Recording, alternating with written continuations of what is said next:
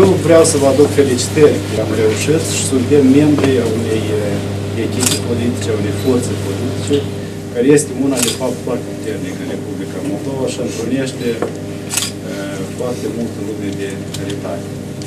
Și nu toate formațiunile politice și nu toate alte organizații au ocazia la aniversări să aibă între dânsii fondatorii sau cel care a stat în frunte și a creat această mișcare din stat și apoi care a devenit unul dintre partidele importante de pe piața politică. Ăsta este domnul Dumitru Deacu.